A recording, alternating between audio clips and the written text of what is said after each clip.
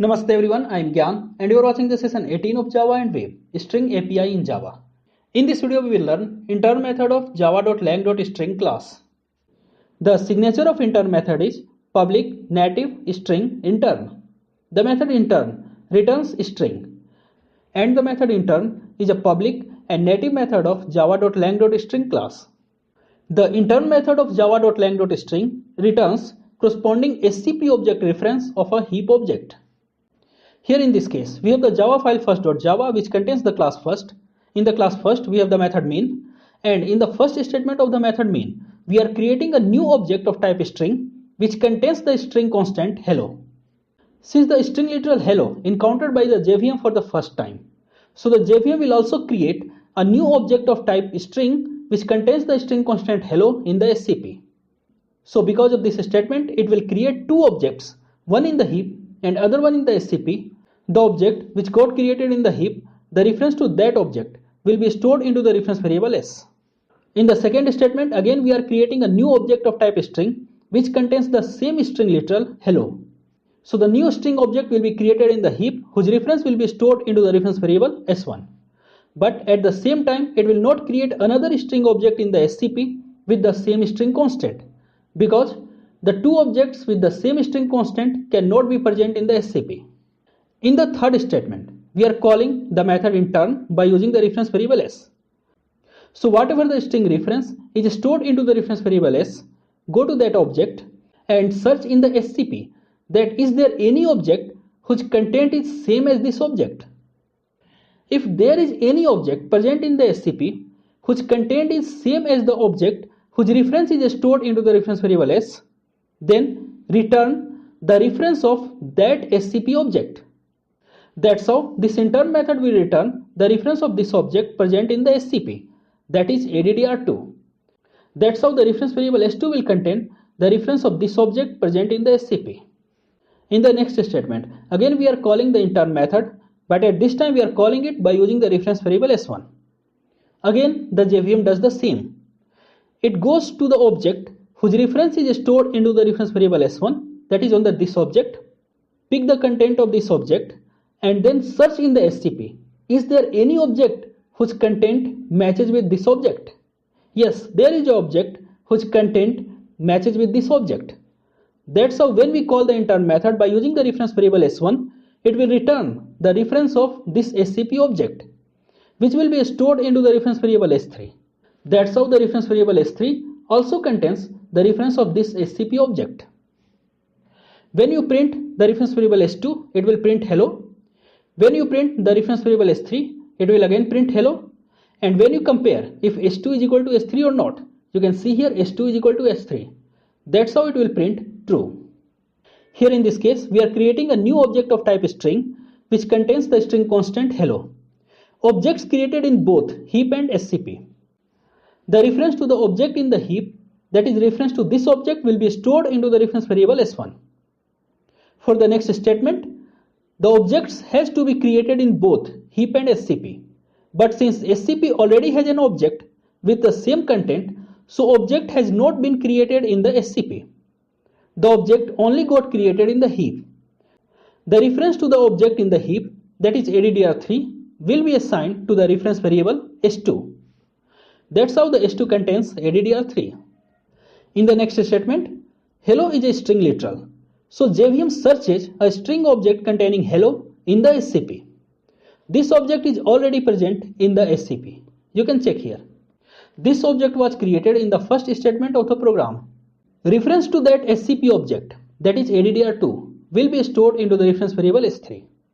After that we are comparing if s1 is equal to s2 or not, s1 is equal to s3 or not, and s2 is equal to s3 or not. And you can clearly see here s1 contains addr1, s2 contains addr3 and s3 contains addr2. So all these statements will print false. Here in this case we are creating a new object of type string. So the object will be created in both heap and SCP. The reference to the object which has been created in the heap will be stored into the reference variable s1. In the next statement, we are calling the intern method by using the reference variable s1. This statement will first check the content of a string object whose reference is stored into the reference variable s1. And then the JVM searches in the SCP for a string object with the same content. And at this time the JVM found it. The JVM found it on the reference addr2. That's how the reference to this object in the SCP will be stored into the reference variable s2. In the third statement, we are allocating the string literal into the reference variable s3. The JVM will try to create a new object in the SCP with the string constant hello. But since such object is already present in the SCP, that's why the JVM returns the reference to already present object into the reference variable s3. So the reference variable s3 also contains the reference of this object. So finally we have the values s1 is addr1, s2 is addr2 and s3 is also addr2. Then we are checking if s1 is equal to s2. Is it there? No, s1 and s2 are not equal. Is s1 is equal to s3? No, s1 and s3 are also not equal. Then we are checking if s2 is equal to s3 or not. Yes, s2 is equal to s3. This statement prints true. But when you print these three reference variables, all will print hello. Here in this case, again we are creating a new string object which contains the string constant hello. And the two objects has been created, one in the heap and other one in the SCP. The reference to the object which got created in the heap will be stored into the reference variable s1. In the second statement, we are creating a new object which contains the same string constant hello. So it will only be created in the heap. It will not be created in the SCP because SCP already contains the string object with the same content. The reference to this object which has been created in the heap will be stored into the reference variable s2. In the third statement, we need to assign the string literal into the reference variable s3 of type string. The JVM will try to create an object in the SCP, but there is already an object which contains the same string constant and present in the SCP. That's how the reference to this object which is already present in the SCP will be stored into the reference variable s3, and the s3 will contain addr2. Now we are calling the method intern by using the reference variable s1. The object whose reference is stored into the reference variable s1 contains the string constant hello. The JVM will search in the SCP for a string object which contains the same string constant. And in this case, the SCP contains a string object with the same string constant. The reference to that object in the SCP will be stored into the reference variable s4. So s4 contains addr2. In the next statement, we are calling the method intern by using the reference variable s2. The content of a string object whose reference is stored into the reference variable s2 is hello.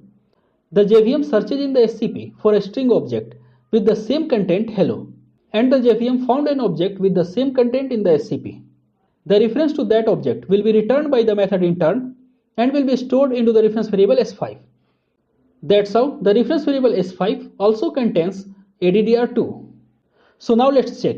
Is s1 is equal to s2? No, s1 and s2 are not equal. You can clearly see here.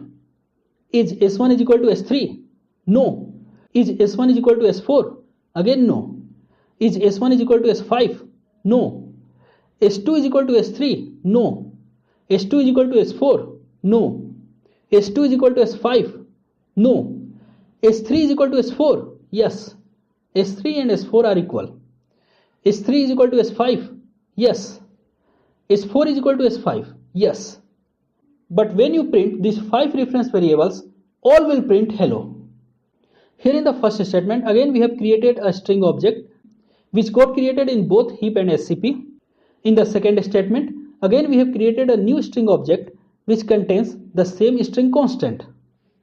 And reference to this string object in the heap will be stored into the reference variable s2. For this string literal, the JVM will not create another object in SCP. In the next statement, we are trying to assign the string literal hello in the reference variable s3. The JVM will try to create a new object of type string which contains the string literal hello in the SCP, but it already is present there. That's how the JVM will store the reference to this object in the SCP in the reference variable s3. So the reference variable s3 contains addr2. In the next statement, we are assigning the string literal into the reference variable s4 of type string. The JVM will try to create a string object in the SCP with the same string constant. But since a string object with the same string constant is already present in the SCP, that's how the reference to this string object will be stored into the reference variable s4. So the reference variable s4 also contains addr2. Now check if s1 is equal to s2. No, it will return false. In fact, s1 is not equal to s3, s1 is not equal to s4, s2 is not equal to s3, and s2 is not equal to s4. But s3 and s4 are same. That's how for this statement the program prints true. Now look at here in this case. We are creating a new object of type string which contains the string constant hello. So two new objects will be created, one in the heap and other one in the SCP. Reference to the object which has been created in the heap will be stored into the reference variable s. After that we are calling the method intern by using the reference variable s. The method intern will search for a string object in the SCP whose content is similar to the content of an object whose reference is stored into the reference variable s. And at the right side of the double equals operator, we are using the string literal hello. And we know that for the string literal hello, we will use this string object in the SCP. So actually, we are comparing this object with this object. So this statement will print true. In the next statement, we are checking if s is equal to hello or not. S contains addr1. But we know that the string literal hello will be considered as the string in the SCP. That's how we are comparing if this object is equal to this object or not. And in this case, this statement will print false. Since intern method returns a string object in SCP, so we can directly print it. Here we are calling the method intern by using the reference variable s from the parenthesis of println. And this statement prints hello. Using intern method on a literal also returns the reference of SCP object. Here you can see we are calling the method intern just by using the string literal. And because of this string literal, a string object will be created in the SCP. Reference to that object will be returned by the intern method. And similar is the case here. By using the reference variable s, we are calling the method intern, and the reference variable s contains the reference to an object which is present in the SCP. So when we call s.intern, it will return the reference to an object which is present in the SCP, the same object. That's how in this case s.intern is actually equal to s. That's all for this video guys. Don't forget to like and share this video, subscribe my channel on YouTube, like my page on Facebook, and leave your valuable comments in the comment section below. Thanks for watching. See you in the next video.